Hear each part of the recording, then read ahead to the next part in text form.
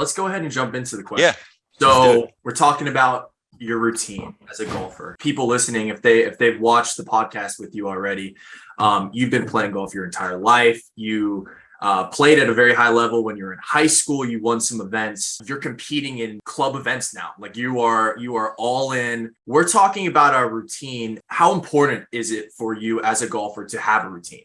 Let's just start with that question. Yeah, sure. So golf, for the most part, for I would say anybody listening can relate to it, is all about the play.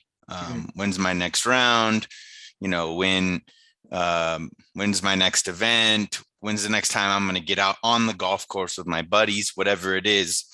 But the routine, honestly, it's vital for the results that honestly we all want to see out on the course. So, there's a few different types of routines, and I think we'll touch on them today. Your routine in pre-shot, your routine out on the golf course, your routine in practice, and what your day-to-day, week-to-week looks like, just in contributing to your golf game. So I'd like to start with the day-to-day and kind of then get into the more focused routines as we go. But I'll say this. It's important to have an idea or an intent into what your practice routine is going to look like for the week, in my opinion. And like you had mentioned, it has changed. I had zero intention for my practice as a teenager and into my 20s. I'll just say complacent. When you've been playing golf for 10, 12 years, almost nonstop, there really is certain areas where complacency can set in. And I do think that your practice routine is the first place that you should sort of audit to figure out if it has set in or if it's as sharp as it should be. On the intention piece, we all are busy days. At the amateur level, we're not professionals. Golf isn't the main priority of the week. We have everyday jobs or, family life to attend to. COVID sort of, has mixed things up, and some people telework, but there's still a lot that can throw your intended routine off. And so I'll give you an example. Like just yesterday, here in New Mexico, during the summertime, it's a monsoon season. And so we get these huge thunder and lightning storms around 4:00, which happens to be when my workday ends. Well, my goal is to get some practice in every day leading up to an event. So I get off work and I check the weather, and turns out there's 2 huge storms floating around the golf course that are just not worth me risking my life. Sure. So what do? Well, you pivot, okay, well, my intention was to practice today. So what are my next options? How can I still contribute in some way? So if that means I come home and I roll out the perfect practice mat and I hit, 50 to 100 putts while the storm is where it's at, then so be it. If it means I swing a golf club in the backyard under the patio just to get some swings in, so be it. But what it does is it's that small chipping away of being intentional about what you have coming up. Yeah. And I think it really leads to performance regardless. Let's say you didn't put anything into it. You just said, all right, the weather's bad. I'm going to go home. I'm going to jump on a video game. Mentally, I think it's softening your ability to perform your next round. Whereas when you're intentional and you're like, all right, I still did what I could do out of today. Yeah. It advances the ball a little bit farther on the mental side of the game. And I think it's important. And personally, like everybody I'll be competing with this weekend is also having to deal with this most likely. Right. So it's more like, am I still being the best I can be with what I've got? And for me, it's like, all right, I did what I could. I can sleep well and just be confident that I had a routine and I still did the best that I could to contribute to it at the day-to-day level. And you're competing at such a high level. For everybody listening, you're competing at such a high level that little bit of time, that little bit of intention, even if you can't get on the range or, you have to pivot, that could make a huge difference in where you place and where you end up in this tournament, right? I think it does. I've been playing golf for a long time, but it's really the mental side of the game. Golf, we're all going to hit shots where we don't want to. It's a game of misses. But when you're out there and you're like, you know what, I still gave this week what I could. Yeah. So you should expect the best results possible. I mean, I think for me, it allows me to not be as frustrated out there. Like if I knew I had the best week of practice I could, and I executed my plan accordingly, and the routine, even though had some deviations, went well, then regardless of sort of what happens out there, Yeah. I did what I could. And so when I do hit a bad shot, or when something doesn't go my way, or when it does go my way, I know it couldn't be any different, if that makes sense. There was nothing else I could do. There's no what if. There's no what if. Right. Put it all out there for yourself. Right. Exactly. And I think that's the best way to conduct the day to day. I mean, are you going to have to make some adjustments? Is there always going to be some curveballs? Absolutely. But if you're intentional and you stick to what you can do, I think that's what matters most. Let's get a little more specific into what is your personal routine for golf rounds? What was it? What is it now? Kind of lay that out for everybody. Now I really just I almost set up my Saturday rounds as a tournament. Like, even if it isn't in my head, I'm thinking like, all right, this is my next event. I structure the week before pretty much based on the results I kind of saw in the weekend prior. Sure. You know, what did I see out there that I need to work on? Didn't hit a couple good chip shots out of the rough. I'll take note of that, build that into my personal routine throughout the week. But honestly, it's pretty much just, if there's no tournaments, I'd like to play once a week. The rest of my week, which should be 6 days, I do probably throw in at least one completely day off. It's usually Sundays, post round. I'm usually walking. It's a longer day. So I'm like, all right, let's let everything settle. But for the most part, I got one round a week. I'd say max 2 if it's an event. And I structure the rest of my week completely around practice. And honestly, I kind of figured out what my left and right limits were for practice. Like, how long should my practice be? It's huge. So, like, I have a family. I want to do other things during the week too. So I kind of broke it down to, at max, a good practice day or session is 3 hours long. I get to the range. I'll usually grab a large bucket if I have that much time. Yeah. And if I'm hitting it well and I'm only halfway through the bucket, I actually pick the bucket up and I'll go straight to work on short game and putting. Wow. Okay. If I'm not, then I'll keep working on it. You get so much more out of intentional practice than you ever could just out there playing. One more thing to add, that I'm going to give my dad a shout out on this one. Yeah. And I think it'll add value to anybody listening. There's kind of this frustration that I have with golf right now. And it's so popular that getting an awesome weekend tee time is actually pretty tough. Like, if you want to, it's impossible. Right. If you want like a 7 or 8 a.m. tee time, so that, you have the rest of your day, it's pretty tough if you're not a part of a men's league or some sort of consistent slot that the course has set up for you. Right. So I complained to this about my dad the other day, and I'm like, look, like, I'm really getting a lot out of my practice, and it's only like 3 hours. And so he was like, well, think about this. He goes, you should head out to one of these golf courses at like 6:30 in the morning on a Saturday and be like, hey, can I go off the back by myself?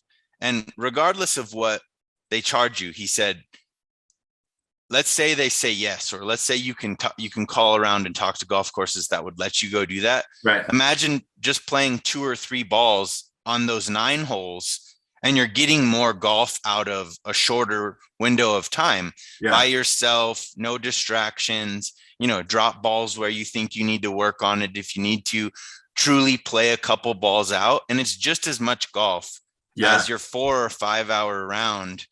That's incredible. In equivalence. So I think I'm going to add that to the routine. On the Saturdays that I don't always want to play at the same place. So when I need to kind of mix it up, or even if I want to go kind of work a practice round at a course I'm going to play in an event in the future, I'm going to try to be intentional about those locations and get out and try to get some on course practice that's being super efficient with my time in comparison of, a slow foursome that's going to go 4.5, 5 hours, Right. and take up probably a main chunk of my weekend. So talk about intentional practice. I honestly have never even thought about that. That's like a huge tip. I'm gonna start doing that. That's incredible. Yeah, cool. My round sometimes, like, everything's going well, but when things go south for me, I'm gonna be honest. Club usually gets chucked. I drop an expletive, something along those lines goes, and the rest of the round is ruined because of that. Like, it's hard for me to stay in that mental focus, and I know a lot of people listening, they're the same way. So when things go south for you during a round, what is the best way to stay focused and calm for you? If you leave it all out there during the week, it's super easy to click back in post mistake, because you can have thoughts in your head like it's just golf, or it's part of the process of improvement. And I'm going to tell you that, like, I'll give you a parallel example. Let's say I practiced all week, and I'm going to use last Saturday as an example. Practice exactly the way I wanted to all week. My dad and I were talking on the drive up prior to the round, and this is the weekend before a championship. And so I'm like, all right, I want to play today like it's game time. And he goes, all right, cool. And I told him I'm having a tough time on 2 holes on this golf course. The second hole, which is a short par 4, that I always want to just beat driver. And it just sets up nice for my eye, but it's a trap. And I always end up, making a big number. And the fourth hole, which is a really long par 3. So just briefly, the golf course starts par 5, par 4, par 5, par 3.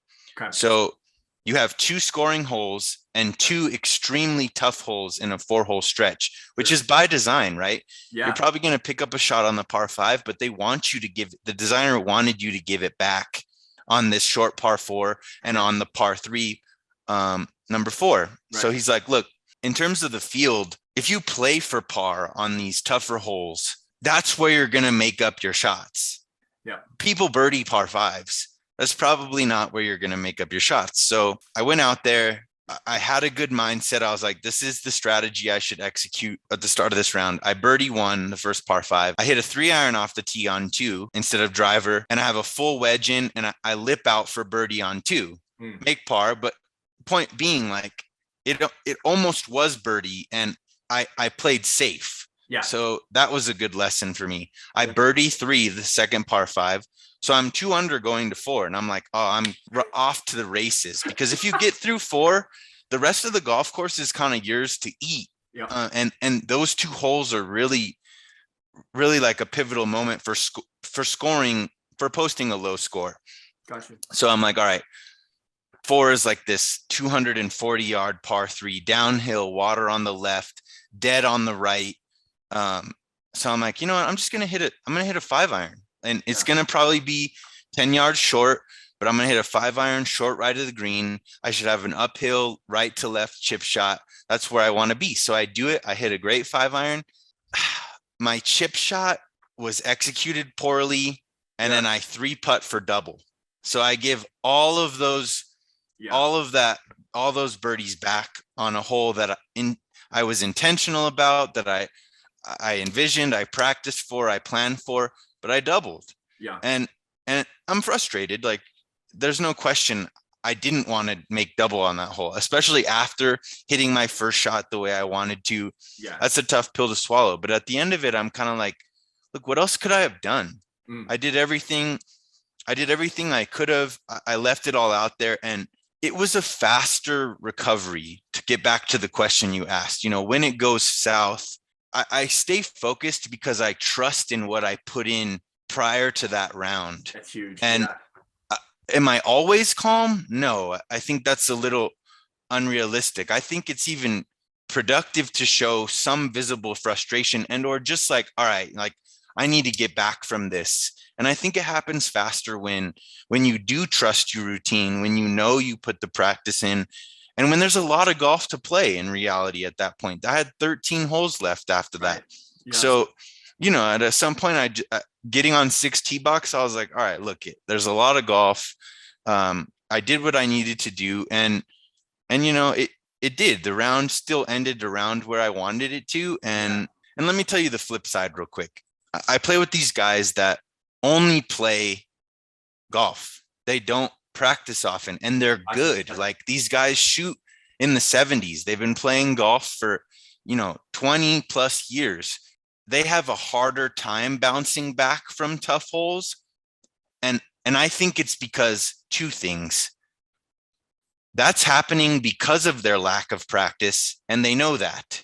So you're frustrated that you didn't do what you probably could have done that week. Yeah. And you're frustrated that you're probably going to end up shooting a higher score than you want to. So it's really like you're frustrated in the moment, and you're frustrated in yourself and not giving it what you could have in opportunity for that week. So it's twofold. It stings double because of those two reasons. Yeah. Right.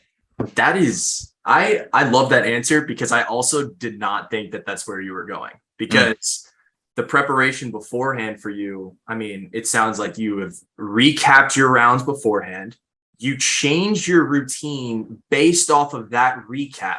Right. So it's not the same every single time you go to the range, because sometimes I hear people, oh yeah, I start on this club, work my way up and down, blah, blah, blah. For you, it is so hyper analyzed where it's like, what you need to do going into the week, and then you just execute it. If there is rain, if there is a monsoon, if you're fearing for your life, you know how to pivot, and you know how to execute it regardless of what happens in the environment around you. And I think that is so huge for beginner golfers, because there's so many times where they'll make up that excuse. They'll be like, absolutely, like I could have done this, that, and the other.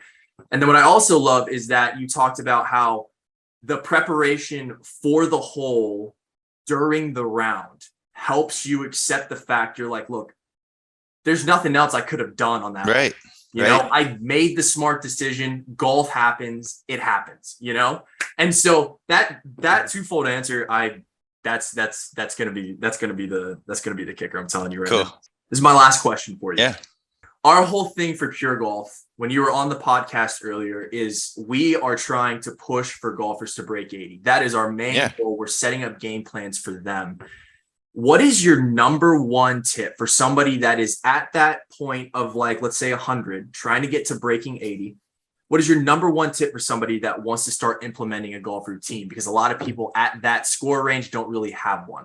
Sure. Have some intentional pre-thought to how you're going to break 80. Golf is not a game that's going to give you any more than what you give it. It's been masterfully designed to give you the results that you earned. And I think that you really need to listen to that and take it probably a lot more serious than you are if you're not getting close to breaking 80. If you're close and you have a routine and you are thinking about it and you are adjusting your practice accordingly to what you're kind of seeing out there, I would say stay on course. Yeah. But if you're not close, I mean, it's dramatic how much an intentional routine can truly, in process, get you where you're trying to go. I would say my number one tip is implement that routine. Implement an intentional routine that will naturally give you the feedback you need to hit the goals that you're trying to hit. And honestly, don't stop. Like, if you hit your benchmark, that just means that, maybe you found some successful methodology, and be open-minded to further adjustment. If that means, like we've kind of discussed, everybody kind of has their thing where they're like, I don't like practicing this, or like they have their strengths and weaknesses, is my point. And most of the time we avoid our weaknesses. If you flip that on your head and you design your routine to work on your weaknesses first or as a priority, I mean, you'll see the scores melt. And I'll end with, you can be more competitive against people that have been playing golf longer than you. And we kind of touched on this at the beginning, but I played golf for 10, 12 years in a row. And in hindsight, I know complacency set into my practice. If you're a new golfer or a beginner and you're playing with guys that have been playing for a really long time and you're like, I want to beat these guys, you're going to do it through your practice routine. And if you see times where they're saying things like, I didn't even practice this week, or I don't like to practice this, almost take it as motivation to add to your routine, because that's what's going to make the difference. It's not going to happen if you doing the same thing they do and just rolling out the car and onto the tee box. It's going to happen through you putting in the work days prior, not a day prior, not an hour prior, days prior, if you're really trying to get into the 70s. Yeah, dude, that, you crushed it, man. I got nothing else for you. I got nothing else to say. I want to end it exactly on that. So is there anything else you want to say? Is there anything else? Yeah. Shout out PureGolf. I mean, what Jordan and Zach are doing, honestly, is amazing for my golf game. If you think that I could be anywhere close to the golfer that I am without these guys, you're fooling yourself. I mean, a good coach and great feedback and the product that they're really trying to deliver week in and week out is modernized. It's above the rest. I highly recommend it and play well. That's awesome. Well, Parker, I really appreciate you coming on, man. Of course, man.